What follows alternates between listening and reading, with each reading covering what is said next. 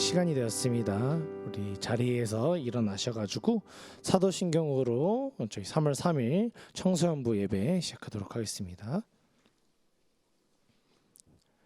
나는 전능하신 아버지 하나님 천지의 창조주를 믿습니다. 나는 그의 유일하신 아들 우리 주 예수 그리스도를 믿습니다.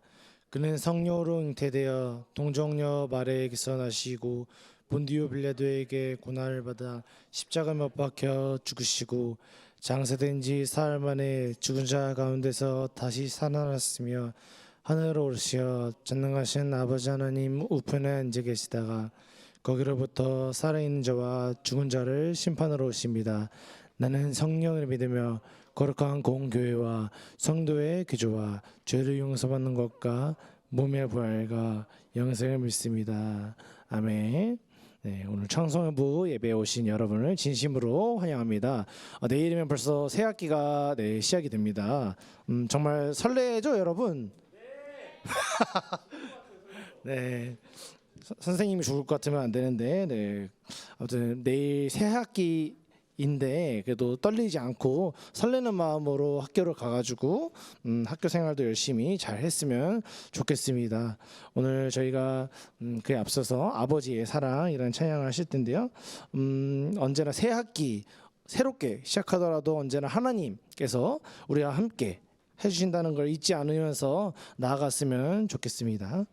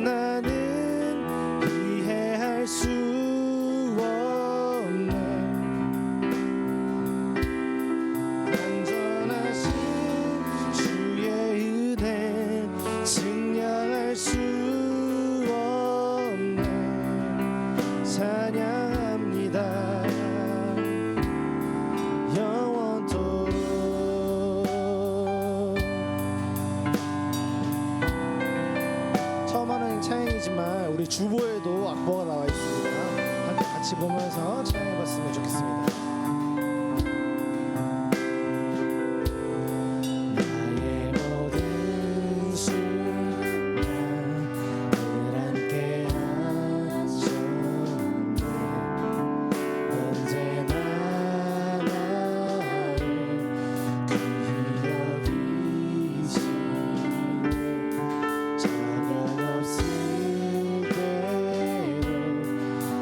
사랑하셔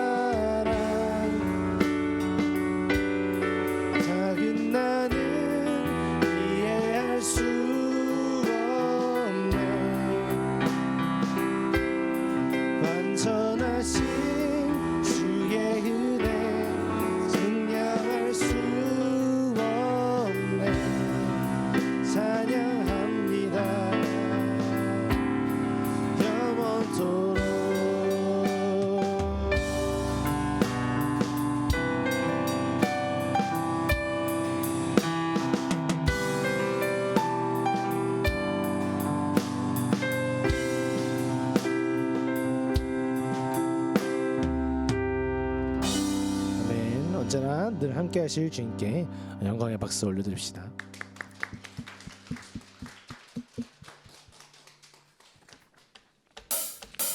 주 우리 아버지, 우리는 그분의 자녀, 예수 우리 형제, 손에 손잡고 하나 되어 함께 걸어가리. 함께 주 우리 아버지, 주 우리 아버지, 우리는 그분의 자녀, 예수 우리 형제, 손에 손잡고 하나 되어 함께 걸어가리. 주께 찬송해, 탬버린으로, 탬버린 아싸 탬버린께 찬송해. 주께 찬송해, 춤을 추면서 주께 찬송해, 목소리로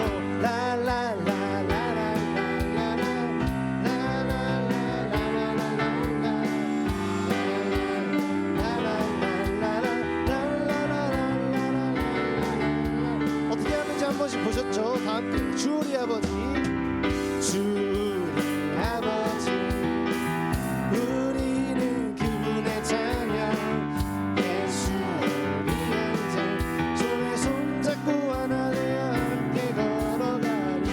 한 번 더 주 우리 아버지, 주 우리 아버지, 우리는 그분의 자녀, 예수 우리 형제, 손에 손잡고 하나 되어 함께 걸어가리. 주께 찬송해, 탬버린으로, 탬버린 아싸 탬버린께 찬송해. 손뼉쳐. 주께 찬송해, 춤을 추면서 주께 찬송해, 목소리로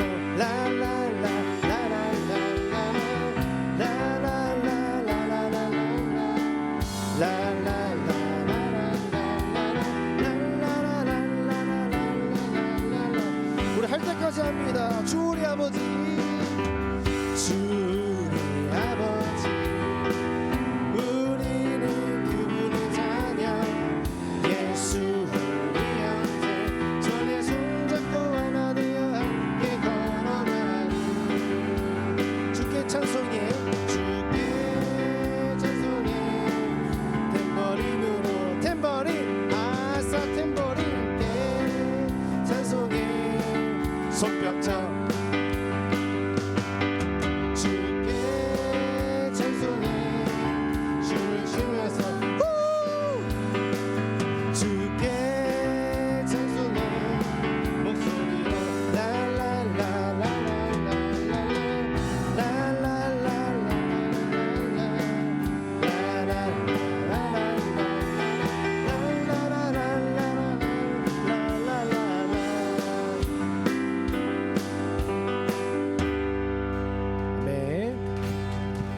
원래 옛날에 이제 저희가 중고등부 다닐 때는 이거를 진짜 할 때까지 반복을 했어요. 다음에는 정말로 할 때까지 할 거니까 다 같이 따라하면서 신나게 찬양했으면 좋겠습니다. 그래서 우리 이제 신나는 마음 가라앉히고 우리 조용한 찬양으로 주님께 나아갔으면 좋겠습니다.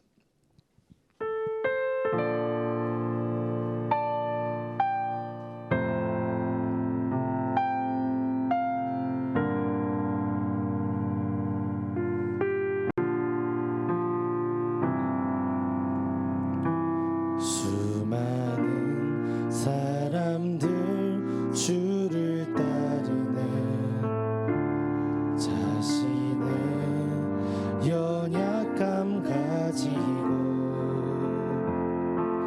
수많은 눈물의 시간 속에서 믿음으로 주를 보내. 수많은 사람들 주를 따르네,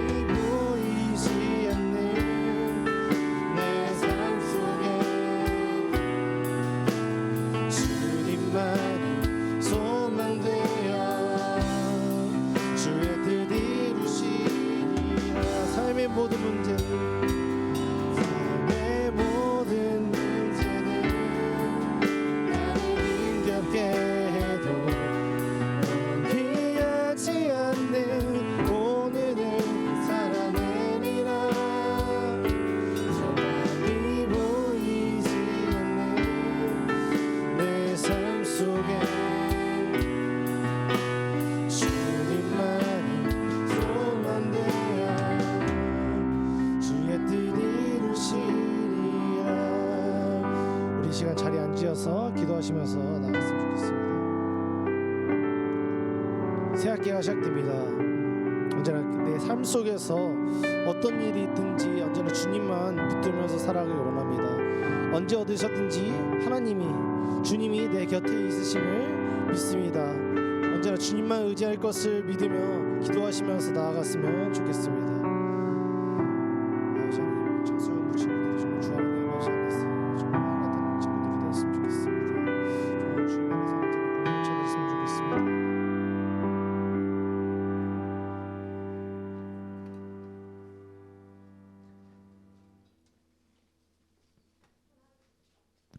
사랑이 많으신 주님, 한 주 지켜주시고 이 자리로 불러주심에 감사드립니다. 오늘도 하나님을 찬양하고 기쁨으로 예배하오니 저희의 예배를 기쁘시게 받으시길 원합니다. 주님께 구하고 간절히 기도하오니 각자의 기도가 주님께 닿길 바랍니다. 누군가에게는 위로가 되시고 누군가에게는 비전이 되시고 누군가에게는 사랑을 전하여 주시옵소서. 주여, 우리는 약하여 많이 흔들리고 무너집니다. 한 주간 마음과 몸으로 지은 죄가 있다면 회개하며 나아가오니 용서하여 주세요. 주님께서 붙잡아 주셔서 흔들리지 않도록 하여 주시고 스스로를 이겨내며 하나님께로 더욱 나아갈 수 있는 우리가 되게 하여 주세요. 3월이 되고 새 학기가 시작되었습니다. 학생들이 새로운 환경에 잘 적응하게 해주시고 혼란스러운 가운데서도 주님께서 중심을 잡아주셔서 흔들리지 않도록 하여 주세요. 말씀 선포하시는 권민수 전도사님께 축복 도와주시고 말씀을 더욱더 마음에 새길 수 있는 저희가 되길 바라며 예수님의 이름으로 기도드립니다. 아멘.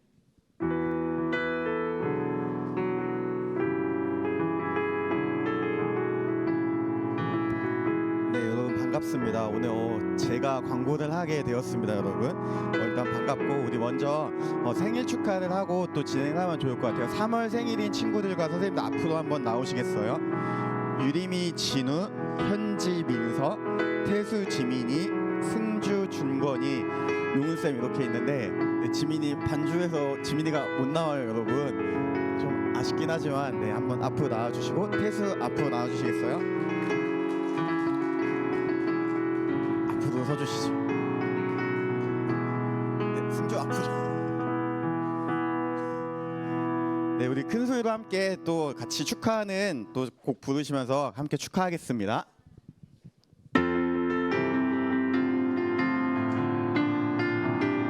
기쁜 날 좋은 날, 기쁜 날 좋은 날, 우리에게 친구들을 보내주신 날 축하해요, 축하해요, 축하해요. 생일에 축하. 기쁜 날 좋은 날, 기쁜 날 좋은 날, 우리에게 선생님을 보내주신 날 축하해요, 축하해요, 축하해요. 우리 마지막으로 한 번만 더 합시다. 기쁜 날 좋은 날, 좋은 날, 우리에게 친구들을 보내주신 날 축하해요, 축하해요, 축하해요. 생일에 축하해요. 우리 박수 크게 한번 쳐줍시다. 네, 선물 주시고 네, 들어가시면 됩니다. 같이 인사하시고 네, 들어가셔도 됩니다. 네, 감사합니다. 네, 여러분 또 좋은 소식이 하나 있습니다. 우리 한번 다슬이랑 현우 한 번만 일어나 볼까요? 제가 다슬이 지난주에 인사를 안 한 것 같아요. 자리에서 한 번만 일어나 볼까요? 했어요. 다시 한 번만 더 해봅시다. 진짜 오랜만에 나왔던 친구들이에요. 현우는 이제 1년 동안 미국에 가 있다가 이제 온 친구인데 같이 또 잘 적응할 수 있도록 인사하고 맞아주시면 좋겠고, 또 다슬이 뒤에 있는 언니입니다. 언니 또 반갑게 맞아주면 좋을 것 같아요. 우리 박수로 한번 격려합시다. 네, 감사합니다. 네, 앉으셔도 됩니다. 여러분 오늘 사순절 세 번째 주일입니다. 감사하게 이제 묵상을 잘 하고 있다라는 소식이 선생님들 통해서 들려오고 있어요. 아직 잘 못하는 친구들 특히 고등학생 좀 분발하시면 좋을 것 같고 이제 다른 친구들은 계속해서 열심히 또 같이 묵상하면은 좋을 것 같습니다. 여러분 내일부터 이제 새 학기가 시작되는데 새 학기에도 우리의 예배는 멈추지 않습니다, 여러분. 공부도 열심히 하시고 교회도 꼭 오셔서 같이 예배 드리고 또 교제하는 그런 여러분이 되기를 소망합니다. 같이 기도하니까 꼭 주일만큼은 지키는 여러분이 되면 좋겠습니다. 오늘 마지막 광고인데요. 굉장히 중요한 광고입니다, 여러분. 주부 맨 아래 보시면 여러분 세례입교 광고가 있어요. 세례입교가 광고가 있는데 생일이 3월 24일 이전인 모든 친구들은 가능합니다. 중1 친구들 중에서 생일이 3월 24일 이후다라고 하면 이번에는 세례를 받기가 조금 힘들고 그 외에 다른 친구들은 원하면은 저나 선생님에게 말씀해 주시면 됩니다. 여러분 세례가 어떤 의미인지 아세요 혹시? 그쵸, 일단은 평생에 한 번 있습니다. 그래서 여러분 교회를 다닐 때 교회에서 정말 가장 중요한 예식 중에 하나가 이 세례 입교입니다. 어떤 의미가 있냐면은 내가 이제 정말로 예수님을 내 삶의 주인으로 구주로 고백하고 영접하겠다라는 공식적인 행위입니다. 여기에서 하는 게 아니라 위에 11시 반 예배 때 이제 올라가서 모든 교인들이 있는 그 가운데 여러분이 나의 신앙을 고백하고 내가 이제 정말로 예수님을 믿습니다라는 믿음의 고백이 있는 행위니까요. 평생에 한 번입니다. 그래서 꼭 진지하게 생각해 보시고 원하는 친구들은 뒤에 보면은 신청서가 있습니다. 그래서 작성하셔서 선생님께 내주시면은 제가 따로 연락을 드리도록 하겠습니다. 오늘 광고는 여기까지입니다. 이제 지우 나와서 성경 봉독 하겠습니다. 우리에게 주신 하나님의 말씀은 누가복음 23장 39에서 43절 말씀입니다. 제가 가진 성경으로는 신약 성경 138면에 있습니다. 하나님의 말씀을 봉독하겠습니다. 하나님의 말씀을 경청하십시오. 달린 행악자 중 하나는 비방하여 이르되 네가 그리스도가 아니냐 너와 우리를 구원하라 하되 하나는 그 사람을 꾸짖어 이르되 네가 동일한 정죄를 받고서도 하나님을 두려워하지 아니하느냐 우리는 우리가 행한 일에 상당한 보응을 받는 것이니 이에 당연하거니와 이 사람이 행한 것은 옳지 않은 것이 없느니라 하고 이르되 예수여 당신의 나라에 임하실 때 나를 기억하소서 하니 예수께서 이르시되 내가 진실로 네게 이르노니 오늘 네가 나와 함께 낙원에 있으리라 하시니라. 아멘. 하나님께서 이 말씀을 통해 우리에게 은혜 주시기를 원합니다.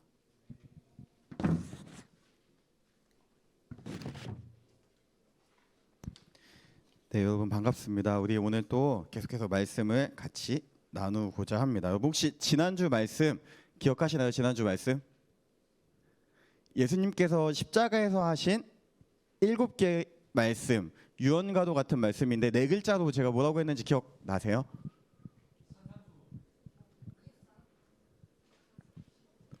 누가 나왔어요? 가로 시작합니다. 감사해요. 가상칠언 유빈이가 얘기해줬는데 가상칠언 십자가 위에서 하신 7가지의 말씀이었습니다. 이제 이거보다 더 중요한 겁니다, 여러분. 지난주에 나눴던 첫 번째 말씀의 내용이 기억나시나요, 혹시? 예수님께서 어떤 말씀을 하셨는지 저들을 용서하여 주옵소서, 사하여 주옵소서라는 말씀을 나눴습니다. 그래서 첫 번째 선포하신 그 메시지가 용서의 메시지였다라는 것을 나누면서 예수님께서 이 땅에 오신 이유가 무엇인지 또 우리가 어떻게 살아가야 하는지에 대해서 보여주는 말씀입니다. 오늘 이제 두 번째 말씀인데요. 오늘 설교 제목입니다, 여러분. 그리고 예수님께서 하신 두 번째 말씀이기도 합니다. 한번 같이 읽어보겠습니다. 시작. 오늘 내가 나와 함께 낙원에 있으리라. 아멘.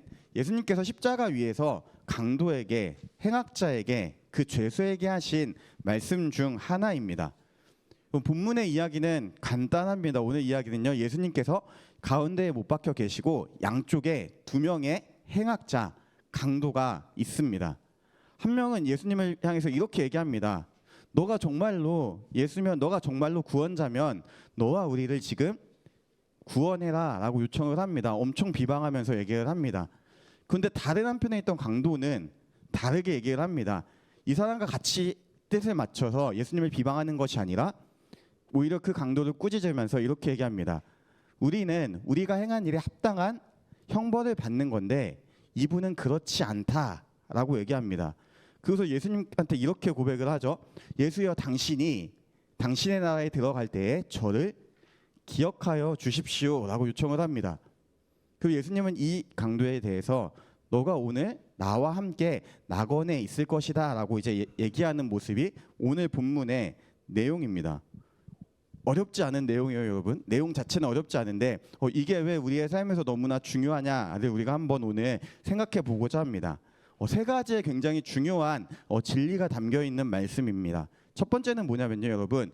예수님께서 구원자로 우리에게 오셨다라는 겁니다. 우리 43절 말씀 한 번만 다시 크게 읽어 보겠습니다. 시작. 예수께서 이르시되 낙원에 있으리라 하시니라. 아멘.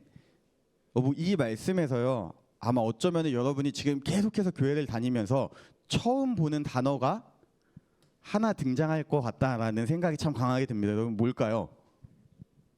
처음 보는 단어 없으세요? 혹시 43절 한 번만 더 띄워주실래요? 43절. 굉장히 낯선 단어 하나 없어요, 여러분? 그렇죠. 낙원이라는 표현입니다. 성경에서 생각보다 쓰이지 않는, 굉장히 생소하게 쓰이는 그런 단어인데 사실 이 낙원이 무엇인가라고 했을 때 여러분, 의견이 다양합니다. 이제 크게 두 가지를 얘기하는데, 누군가는, 어떤 신학자는 이거는 우리가 아는 천국을 의미한다라고 얘기를 하기도 하고, 또 다른 어떤 사람은 이제 구원을 받은 성도가 최후의 그 부활을 기다리는 어떤 기쁨의 장소다, 어떤 공간적인 의미가 분명히 담긴 장소인데 천국과는 좀 다른 개념이다라고 얘기를 합니다. 여러분들, 중요한 건요, 제가 이게 굉장히 낯설고 어렵다라고 했던 표현은 뭐냐면은 아직도 이 공간이, 정확하게 이 낙원이 무엇을 의미하는지는 우리가 명확히는 알 수 없다라는 겁니다. 여러분, 근데 이 낙원이 천국이든 아니면은 구원받은 성도가 최후의 부활을 기다리는 장소이든 무엇이든 간에요, 여러분, 본질은 똑같습니다. 뭐냐면 바로 우리를 구원하신 그 주님과 함께 있는 그 곳이다라는 의미입니다. 그래서 이 말씀에서 중요한 건 이 낙원이 도대체 어디냐 이런 것보다는, 낙원이 어디를 의미하든 이 예수님께서 우리를 낙원으로 인도하실 수 있는 권한을 가진 구원자라는 사실입니다. 우리의 죄를 용서하시고 우리와 하여금 그 하나님과 함께하는 그 곳으로 인도하시는 그 분이 바로 예수님이다라는 말씀입니다. 여러분, 제가 여러분과 지금 2년째 함께하면서 굉장히 자주 드렸던 질문 중에 하나가 예수님은 어떤 분인가 였습니다. 제가 10번 질문을 드리면 9번은 예수님은 우리를 구원하시는 분, 구원자다라는 답변을 항상 드렸습니다. 이게 너무나 가장 중요합니다. 마태복음 1장에 보면은 예수님께서 태어나시는 그 장면이 나옵니다. 그래서 이렇게 얘기를 하죠. 아들을 낳으리니 이름을 예수라 하라. 그리고 그 뜻이 뭔지 아십니까, 여러분? 그가 자기 백성을, 그렇죠, 그들의 죄에서 구원할 자다라고 분명하게 얘기를 합니다. 여러분, 예수님을 생각했을 때 누군가는 나의 좋은 친구, 착하고 너무나 선하신 분이라고 생각을 할 수도 있습니다. 틀린 게 아닙니다. 그런데 가장 중요한 거는 이 구원자라는 것이 먼저 떠올라야 합니다. 나의 죄를 용서하시고 하나님과 나의 관계를 다시금 화목케 하시는 그분. 사실 이 말씀은 지난주에도 제가 동일하게 드렸던 말씀이기도 합니다. 우리가 가장 먼저 이 진리를 마음에 새기는 또 저와 여러분이 되면 좋겠습니다. 여러분, 근데 이 말씀을 보면요, 우리의 마음을 조금은 불편하게 하는 지점이 생깁니다. 왜냐하면 예수님께서 지금 너가 오늘 나와 함께 낙원에 있을 것이다 라고 얘기를 하는데 그 대상이 바로 일반인이 아니었죠, 여러분. 일반인이 아니었습니다. 십자가에서 예수님과 동일하게 죽어가는 죄수였습니다. 근데 지난주 제가 말씀에서 이 십자가형을 받는 사람은 어떤 사람이라고 했는지 혹시 기억하시나요? 그렇죠. 가벼운 죄를 짓는다라고 해서 십자가형을 받지 않습니다. 심지어 이때 로마 사람들은 자신의 자국민은 웬만하면 이 십자가형에 처하지 않았을 정도로 이 십자가형은 굉장히 무겁고 엄한 죄를, 사람이 해서는 안 될 행동을 했던 사람에게만 주어지던 최악의 형벌 중 하나였습니다. 그러니까 지금 예수님께서 구원을 선포한 그 대상은 그냥 일반 시민이 아니라 어떤 죄인지는 모르지만 굉장히 그 나라에 큰 손해를 끼친 어마어마하게 나쁜 사람이었다라는 겁니다. 그런데 그런 사람이 바로 죽기 직전에 여러분 회개를 하고 예수님을 믿었다라고 고백을 합니다. 어디서 할 수 있냐면은 이 사람이 예수님을 향해서 예수여라고 표현을 합니다. 다시 얘기하면은 나를 구원하실 분이여 당신의 나라에 들어갈 때에 나를 기억하여 주시기를 바랍니다라고 간절하게 요청하는 모습이 있습니다. 여러분 이 지점이 많은 크리스천들을 불편하게 합니다. 왜냐하면 여러분 지금 한번 생각해 보세요. 여러분 교회 오기 위해서 포기했던 게 뭐가 있나요? 지금 오늘 잠 너무 중요하죠. 저도 잠을 포기하고 왔습니다. 또 뭐가 있을까요? 그쵸, 시간. 누군가는 학원을 포기할 수도 있고 또 누군가는 친구와 노는 것을 포기할 수 있고 또 어떤 친구는 부모님과 여행을 가야 되는데 그 여행을 포기하고 이 자리에 있을 수도 있습니다. 우리가 포기하는 게 참 많습니다. 예수님의 믿음으로 인해서. 그런데 내 주변에 있는 어떤 친구가 갑자기 하나님 하나도 안 믿다가 죽기 전에 내가 예수님을 믿습니다 라고 하고 예수님께서 너도 구원 받았다 라고 얘기를 한다라고 생각을 해봅시다. 기분이 어떨까요? 나의 기분. 그쵸? 그럼 난 뭐가 돼? 굉장히 뭔가 억울하고 분한 기분이 들 겁니다. 왜냐하면 나는 평생 동안 자기를 부인하고 하나님의 말씀을 지킨다고 하나님의 말씀에 순종하기 위해서 막 애를 쓰면서 살아왔는데 누군가는 죽기 전에 그냥 그 한마디로 구원을 받는다라는 게 우리의 마음을 불편하게 합니다. 여러분들 성경에 보면요 이런 이야기가 굉장히 많이 나와 있습니다. 그 중에 하나가 누가복음 15장에 나오는 돌아온 탕자 그 아들의 비유입니다. 어떤 아버지에게 2명의 아들이 있었습니다. 근데 작은 아들이 갑자기 여러분 이렇게 얘기합니다. 아빠, 제가 받을 유산을 좀 땡겨주세요. 저 지금 돈이 급합니다. 좀 땡겨주시면은 너무나 감사할 것 같습니다. 라고 얘기를 합니다. 만약에 지금 우리나라에서 이런 일이 있다라고 하면 여러분 어떤 마음이 드나요 혹시? 예의가 굉장히 바른 사람일까요? 이 아들이? 그쵸? 거의? 그쵸? 싸가지가 없어도 심각하게 많이 없는 그런 존재입니다. 그런데 유대 사회에서 여러분 이 요구는요 상상을 초월하는 요구였습니다. 조금 오늘날로 제가 각색해서 얘기하면 마치 이런 것과 같습니다. 작은 아들이 아빠를 찾아갑니다. 그 아빠한테 이렇게 얘기합니다. 아빠 언제 죽어요? 아빠 언제 죽어요? 저 아빠 돈이 너무 갖고 싶은데 어차피 죽을 건데 나한테 좀 먼저 땡겨주면 안 돼요? 라는 얘기입니다. 이것보다 더 강하게 그 당시 유대 사회에서는 분명히 들렸을 겁니다. 여러분들 아빠의 응답이 굉장히 대단합니다. 그 작은 아들의 몫을 내어줍니다. 그리고 아들은 어떻게 되었을까요? 죽지 않아요. 그 돈을 들고 먼 나라로 떠납니다. 당황했어요. 죽지 않아요. 먼 나라로 떠나고 그 돈을 허랑방탕하게 다 허비합니다. 오늘날로 따지면 먼 나라에 가서 도박을 하면서 그 돈을 다 탕진한 겁니다. 그리고 나서 거의 굶어 죽을 지경이 되어서야 다시 아버지를 찾아옵니다. 그런데 이때 아버지의 반응이 어땠을까요? 아버지가 이 아들을 외면했을까요? 그쵸, 외면하지 않았습니다. 성경을 보면요 이렇게 얘기합니다. 멀리서 오는 아들을 보면서 아버지가 너무 반가워서 가서 안아주고 입을 맞추고 하인에게 가장 좋은 옷을 이 아들에게 입히라고 명령을 합니다. 그리고 나서 굉장히 큰 잔치를 베풉니다. 그런데 우리가 잊고 있었던 한 명이 있습니다. 누굴까요? 그쵸, 큰아들. 큰아들은요 시간이 얼마나 흘렀는지는 모릅니다. 근데 큰아들은 이 아버지의 집에서 열심히 일을 했습니다. 여느 날다가 똑같이 열심히 일을 하고 집에 오는 길이었습니다. 근데 저 멀리에서 우리 집인 것 같은데 굉장히 큰 파티 소리가 들리는 겁니다. 점점 그 소리가 가까워집니다. 보니까 우리 집이에요. 너무나 큰 파티가 열렸는데 알고 보니까 그 배은망덕하게 나갔던 아들이 돌아왔다고 아버지가 지금까지 없었던 큰 잔치를 하고 있는 겁니다. 큰아들의 마음이 어땠을까요? 씁쓸해요. 이 정도면 되게 양반이죠. 씁쓸한 게 아니라 만약에 제가 그 자리에 있었다면 정말로 그 동생을 막 때릴 수도 있었다라는 생각이 듭니다. 나는 계속해서 열심히 일했는데도 이런 잔치를 해보지 못했는데 아버지한테 그렇게 하고 나갔던 동생이 다 잃고 돌아왔는데 반겨주는 아버지를 보면서 마음이 굉장히 무너졌을 겁니다. 그래서 성경을 보면요, 이렇게 얘기를 합니다.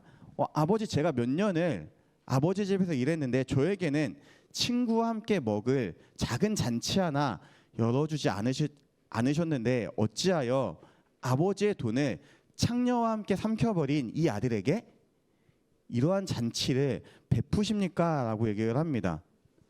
이 형의 응답이 어떤가요? 그렇게 부당해 보이진 않습니다. 우리의 생각으로 봤을 때는 너무나 당연한 응답이고 합리적이고 이성적인 생각으로 보입니다.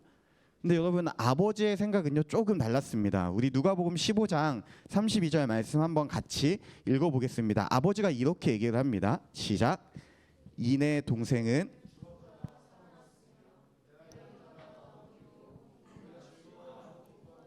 마땅하다 하니라. 아멘. 아버지는요, 이 잃어버린 아들이 다시 돌아온 게 너무나 기뻤습니다. 형은 불편했지만 아버지는 그 아들을 다시 만난 것으로도 너무나 기뻤다라는 겁니다. 여러분, 다시 오늘 말씀을 들어와서 한 죄수에게, 그 행악자에게 하신 그 주님의 마음이 동일했다라는 겁니다. 한 영혼이 죽기 전에 정말로 진심으로 주님을 구주로 영접하고 자신의 죄를 회개하고 돌아왔을 때 예수님은 그의 삶이 어땠던지 간에 용서하고 그에게 구원을 베푸셨다라는 겁니다. 여러분, 이 말씀이 우리에게 주는 중요한 두 번째 포인트는 뭐냐면요, 구원은 전적으로 하나님의 영역이라는 겁니다. 물론 성경에 보면은 구원받은 성도가 어떻게 살아가야 되는지, 우리가 어떻게 그 하나님의 구원을 이루기 위해서 합력하고 협력을 해야 되는지를 분명히 보여주는 말씀들도 많습니다. 근데 가장 기본적이고 본질은 뭐냐면 이 구원은 처음부터 끝까지 하나님의 계획하심에 있고 하나님의 영역이다라는 겁니다. 이 아들을 맞이해주는 그 아버지에게 큰아들이 어떻게 뭐라고 불평하거나 불만할 권한이 없다라는 의미입니다. 이 죄수는 분명히 구원을 받았습니다. 죽기 전에 주님을 나의 구주로 고백을 했고 주님은 그의 믿음의 고백을 받으시고 너가 오늘 나와 함께 낙원에 있을 것이다 라고 분명히 말씀하셨습니다. 여러분, 그래서 구원은 오직 하나님 은혜의 사건이 됩니다. 그리고 지금 함께 예배드리는 저와 여러분 역시 동일한 그 은혜의 길로 하나님이 초청하시고 여전히 인도하심을 우리가 믿기를 원합니다. 우리를 구원하시는 것은 여러분이 예쁘고 잘생기고 어떤 능력이 많고 공부를 잘하고 운동을 잘하고 게임을 잘하고 이래서가 아니라 전적으로 하나님이 베풀어 주시는 은혜이며, 그렇기 때문에 우리는 감사하는 그런 삶을 살아야 함을 기억하면 좋겠습니다. 여러분, 오늘 말씀이 주는 마지막 세 번째는 뭐냐면요, 이 구원은 오늘이라는 시간 속에 임한다라는 겁니다. 예수님께서 이 죄수에게 너가 죽은 후에 나와 함께 낙원에 있을 거야, 너가 한참 지나서 나와 함께 낙원에 있을 거야 라고 얘기하지 않습니다. 예수님이 분명하게 얘기합니다. 오늘 지금 이 순간 너가 나와 함께 낙원에 있을 것이다 라고 얘기를 합니다. 우리를 구원하시는 그 예수님은요, 우리가 죽은 후에 우리를 구원하시는 분이 아닙니다. 지금 이 순간에도 우리에게 구원을 베푸시고 이루어 가시고 여전히 우리와 함께 하시는 하나님이다라는 겁니다.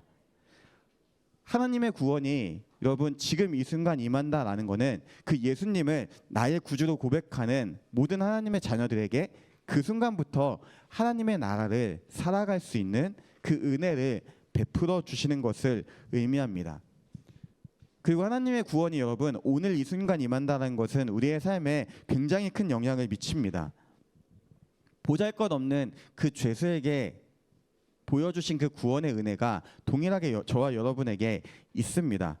자격 없는 우리가 그 구원의 은혜를 누리며 살아갑니다. 여러분, 그렇기 때문에 우리는 그 구원의 은혜에 합당한 반응과 또 삶으로 주님께 나아가야 하는 의무와 또 책임이 있다라는 겁니다. 가장 중요한 건 뭐냐면 여러분, 감사하는 마음입니다. 우리가 한번 스스로를 돌아보면 좋겠습니다. 겉으로 보기에는요, 누구나 착하고 누구나 좋은 사람일 겁니다. 아마 여기 예배 같이 드리는 친구들 중에 학교에서 막 욕먹는 친구가 없으리라 믿어요. 네, 없으리라 믿습니다. 대부분 다 좋은 친구들이고 친한 친구들도 있고 그럴 겁니다. 여러분, 근데요, 나 혼자 있을 때 자기 전에 한번 내 스스로를 한번 돌아보면 여러분 어떤 마음이 드나요? 부모님에게 하지 못했지만, 또 가장 친구들에게 하지 못했지만 내 마음속에는 안 좋은 마음들이, 정말로 악한 생각들이 있을 때가 분명히 있다라는 겁니다. 정말로 내 자신을 면밀히 들여다보면, 지금 제 얘기하는 겁니다, 여러분. 들여다보면요, 우리가 하나님의 성품에 부합하는 것을 찾기가 쉽지 않은 게 우리의 모습이라는 의미입니다. 성경에 나타난 하나님은 너무나 선하고 너무나 아름다우신 분인데, 우리의 내면은, 내 존재는 그렇게 느끼지 못할 때가 너무나 많다라는 겁니다. 일주일이라는 시간 속에서 수많은 친구와 싸울 때도 있고, 안 좋은 얘기를 할 때도 있고, 또 마음속으로 품어서는 안 되는 그런 생각을 품을 때도 분명히 있는 것이 저와 여러분의 모습입니다. 그런데 성경은 그런 우리가 예수님을 믿음으로 말미암아 구원을 받았다라고 분명하게 선언을 합니다. 그렇기 때문에 저와 여러분은 어떠한 순간에도 항상 감사하며 살아야 한다라는 겁니다. 여러분, 이제 새 학기가 시작됩니다. 하면 굉장히 바빠지죠. 학원도 바빠지고 수행평가도 생기고 친구들도 사귀어야 되고, 또 조금 이제 적응할 만하면은 중간고사가 찾아오고, 또 때로는 가장 마음 아픈 것 중에 하나가 정말 열심히 공부했는데 성적이 생각보다 정말 낮게 나올 때도 있습니다. 또 때로는 내가 정말 사랑하는 친구와 안 좋은 일로 다투고 그 관계가 깨어질 때도 있습니다. 여러분, 어떠한 순간에도 그러나 우리가 기억해야 되는 거는 우리는 감사하는 삶을 살아야 한다라는 겁니다. 우리의 삶의 모습이, 우리의 삶의 현실이 굉장히 힘들고 어려움이 있을지라도 우리를 구원하시는 그 하나님이 여전히 나와 함께 하신다라는 것으로 우리는 감사하며 살 수 있는 존재가 되어야 합니다. 이것이 믿음의 사람이고 하나님의 사람이고 예수님의 제자의 삶의 모습입니다. 또한 이 예수님께서 우리를 구원하신다라는 것에서 우리는 두 번째로 이 하나님을 전하며 살아야 하는 책임이 있습니다.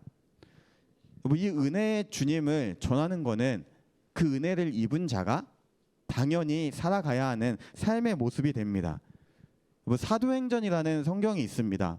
이 내용을 보면요, 신약 성경에 있는 역사서라고 얘기도 하는데, 어떤 내용이냐면 예수님께서 부활하시고 하늘로 올라가신 그 이후의 일을 기록한 내용입니다. 굉장히 놀라운 일들이 많습니다. 베드로가 어떤 사람이었나요? 예수님의 수제자라고 불렸던 베드로. 예수님이 죽기 전에, 잡히시기 전에 어쨌든 3번이나 부인했던 사람입니다. 자기가 죽을까봐 예수님이 잡히시고 나서 3번이나 부인했던 그 베드로가, 여러분, 사도행전을 보면요, 어떻게 다니는지 아십니까, 여러분? 그 베드로가요, 그 누구보다도 열정적으로 그 부활하신 주님을 전하고 다닙니다. 이 주님 외에는 다른 길은 없다. 그 예수님을 믿는 것이 우리가 영생의 길을 걷는 것이고, 그 예수님이 하나님의 아들로 우리에게 오셨다라고 강하게 전하고 다닙니다. 그리고 그는 그렇게 생을 마감합니다. 또 한 명의 사람이 있습니다. 사도 바울입니다. 원래 이 사도 바울은, 이 사울은 어떤 사람이었느냐라고 하면요, 예수님을 믿는 사람을 계속해서 탐색하고 끝까지 쫓아가서 핍박했던 사람입니다. 좋게 얘기하면 핍박이고요, 여러분. 솔직하게 얘기하면은 그 사람들을 잡아서 죽이고자 했던 사람이었습니다. 근데 그 사람이 부활하신 예수님을 만나고 나서 완전히 변합니다. 베드로와 똑같은 길을 걸어갑니다. 예수님만이 우리의 삶의 이유이고 목적이 되신다. 우리가 예수님을 믿음으로 말미암아 그 하나님이 주시는 영생을, 생명을 선물 받을 수 있다. 그 예수님이 우리의 구원자이시고 하나님의 아들이다라는 이 복음을요, 전하면서 살아갑니다. 그리고 사도 바울 역시 그렇게 순교하는 모습을 우리는 알고 있습니다. 여러분 왜 이 사람들이 이렇게 살아갔을까요? 죽음의 위기 앞에서 그냥 예수님을 전하지 않아도 되는데 왜 굳이 이렇게까지 예수님을 전하면서 자신의 목숨을 버려가면서까지 내어놓으면서까지 전하면서 살아갔을까요? 나를 구원하신 그 은혜의 깊이를 분명히 깨달았기 때문입니다. 여러분 이 사람들에게 예수님이라는 존재는 그저 역사적인 한 명의 사람이 아니었다라는 겁니다. 예수님께서 십자가에 달리시고 그 죽으시고 그 고통을 보면서 이 사람들은요 이런 생각을 했을 겁니다. 아 원래 내가 저기에 달려야 됐던 사람이구나. 내가 달려서 죽어야 되는 건데 예수님께서 내 죄를 다 대속해 주셨구나. 내가 짊어져야 하는 그 고통의 무게를 예수님께서 정말로 다 지시고 돌아가시고 부활하시고 우리가 그 은혜로 말미암아 구원을 받았구나를 분명하게 깨달은 사람이었다라는 겁니다. 그래서 죽음의 위기 앞에서도 굴하지 않고 기쁨으로 그 복음을 전하며 살아갈 수 있었습니다. 여러분 하나님의 구원은 우리가 죽은 후에 이루어지는 것이 아닙니다. 여전히 이루어지고 있고 여전히 오늘 우리 가운데 임하고 이루어지고 있는 과정입니다. 저와 여러분은 그 은혜를 지금 이 순간에도 누리고 있습니다. 그렇기 때문에 여러분 마찬가지로 우리는 복음을 들고 이 세상을 향해야 합니다. 여러분 이것이 구원받은 자의 삶의 모습입니다. 여러분 한번 잠깐 고개를 들고 옆에를 한번 보시면 좋겠습니다. 빈자리가 여러분 감사하게 시간이 지날수록 계속 채워지고 있지만 여전히 빈자리가 굉장히 많습니다. 제가 봤을 때는요 지금 여러분의 어떤 체구를 생각했을 때 이 자리에는 한 80명까지 와도 결코 꽉 차진 않을 것 같아요. 우리가 보통 지금 한 30에서 35명 정도 출석을 하는데 2배가 더 와도 충분한 공간이 될 것 같다라는 생각이 듭니다. 우리가 올해는 이 빈자리를 좀 같이 채워보면 좋겠습니다. 이 빈자리가 올해 12월이 지날 때는 끝날 때는 거의 안 보이면 좋겠지만 조금이라도 줄어드는 그런 은혜가 우리 가운데 있기를 원합니다. 이 일을 위해서 저와 여러분이 함께 또 동역하고 또 같이 수고하면 좋겠습니다. 먼저는요 여러분 전도하고 싶은 친구가 분명히 있을 겁니다. 그 친구가 있다면 친구의 이름을 저와 선생님에게 알려주시면 좋을 것 같아요. 그래서 같이 기도하는 겁니다. 가장 중요한 건 여러분 기도입니다. 기도하면서 무엇을 기도하느냐라고 했을 때는 하나님 이 친구의 마음을 열어주십시오. 하나님 이 친구가 교회에 마음을 열도록 발길을 갈 수 있도록 하나님께서 도와주십시오라고 같이 기도를 하는 겁니다. 그리고 나서 여러분이 한번 행동을 해보는 겁니다. 우리 오늘 교회 가지 않을래? 한번 얘기해보는 겁니다. 이 과정 속에서 무언가 맛있는 게 필요하면 저에게 연락을 주시면 됩니다. 무언가 필요하면 저에게 연락을 주시면은 제가 밤만 아니면은 너무 늦은 시간만 아니면 웬만하면은 여러분을 만날 생각이 있으니까 편하게 연락을 주시면 됩니다. 처음에는 여러분 이 전도한다라는 게 쉽지 않을 겁니다. 제가 초등학교 때는 전도를 정말 열심히 했습니다. 거의 진짜 한 20명, 한 30명까지도 전도할 정도로 되게 많이 했는데 제가 중학교 가서 전도를 했을까요? 못했을까요? 했어요? 아니요. 저는 교회 다니는 사실조차도 얘기하지 못했습니다. 왜냐하면은 그때 당시에 제가 입에 숫자를 너무 많이 달고 살았어요. 맨날 욕하고 맨날 막 장난치고 하면서 막 교무실 불려가고 하는데 그런 제가 교회 가자라고 하면요 양심이 있잖아요 사람이. 그런 제가 교회 가자고 하면은 교회에 득이 될 것 같지 않은 거예요. 되게 뭔가 하나님에게 영광이 될 것 같지 않고 굉장히 민망하고 조금 부끄러운 모습을 봤습니다. 여러분 근데 혹시 이런 친구들이 있을 수 있습니다. 근데 제가 만약에 다시 10대로 돌아간다면 저는 중학교 때 설사 제 삶의 모습이 이렇더라도 그래도 교회 가자라고 얘기했을 겁니다. 왜냐하면은 말씀드렸던 것처럼 구원은 하나님께서 이루시는 일이기 때문입니다. 그래서 우리가 친구에게 어쨌든 먼저 말을 꺼내는 게 너무나 중요합니다.